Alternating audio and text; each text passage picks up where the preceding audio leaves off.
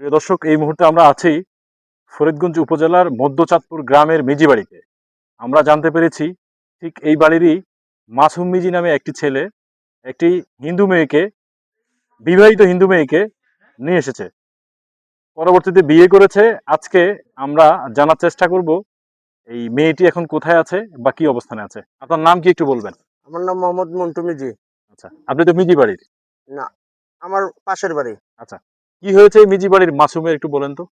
মিজি বাড়িতে শুনেছি নাকি, আমরা তো বাড়িতে ছিলাম না, বাড়িতে ঈদের সময় আইসা শুনলাম নাকি সে একটা হিন্দু মেয়েকে দুইটা বাচ্চা নিয়ে সে বিবাহ করেছে, বিবাহ মুসলমান করে বিবাহ করেছে।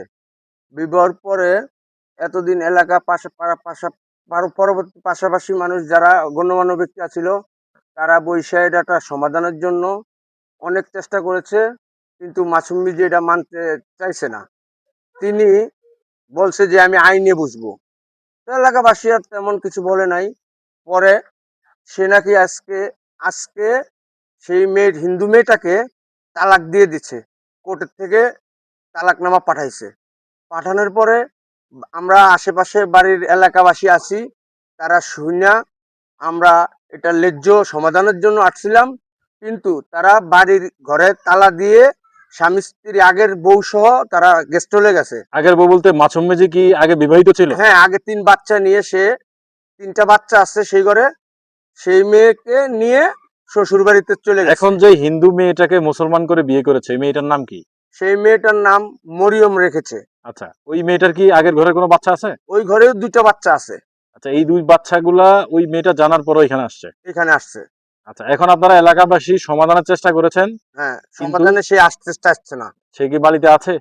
সে বাড়িতে নাই, বাড়ির ছাইরা আগের বউ সহ ছেলে মেয়ে নিয়ে সে এই নতুন বউরে ফালাইতে, হিন্দু মেয়েটারে ফালাইতে সে চলে গেছে। আচ্ছা, এই বিষয়ে আপনি সামাজিক প্রতিকার কি চান? আমরা সামাজিক প্রতিকার যে এটা একটা সুস্থ শান্তিপ্রিয় এলাকাবাসী হিসাবে আমি বলতে চাই যে এটা সুস্থ একটা বিচার চাই। আপনাদের সম্পর্কটা কতদিনের? জি, জোরে বলতে হবে। 1-1.5 বছরের সম্পর্ক। আপনারা বিয়ে করছেন কতদিন আগে?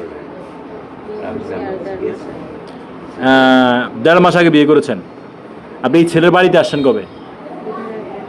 হ্যাঁ, 1.5 মাস হয়েছে। ঈদের আগে আসছেন। আচ্ছা, আপনি মুসলমান হয়েছেন কবে?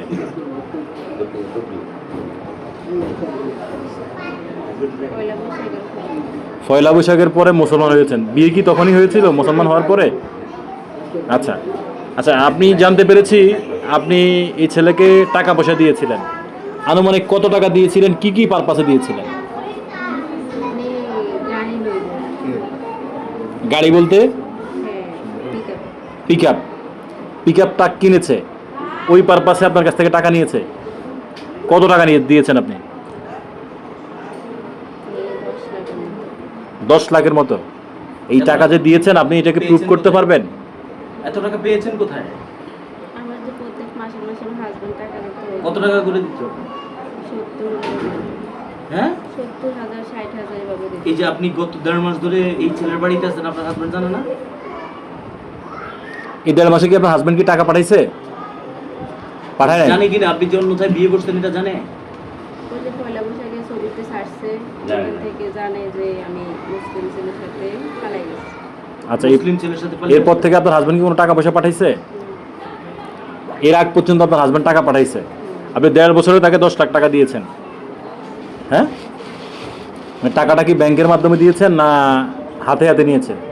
হাতে নিছে, ওর মোবাইলেও বিকাশ করে পাঠাতে হয়। আচ্ছা, বিকাশে পাঠাইতে আপনার হাজবেন্ড। আচ্ছা, এখন আপনি কি চান? এখন আমার তো যাওয়ার কোনো দিকে রাস্তা নাই। আমার ওইদিকে আমি ধর্ম চেঞ্জ করছি। জি, আমার হাজবেন্ডের কাছে তোমার যাওয়ার কোনো এখন পথ নাই। আচ্ছা, এখন আমি চাই ওর সংসার।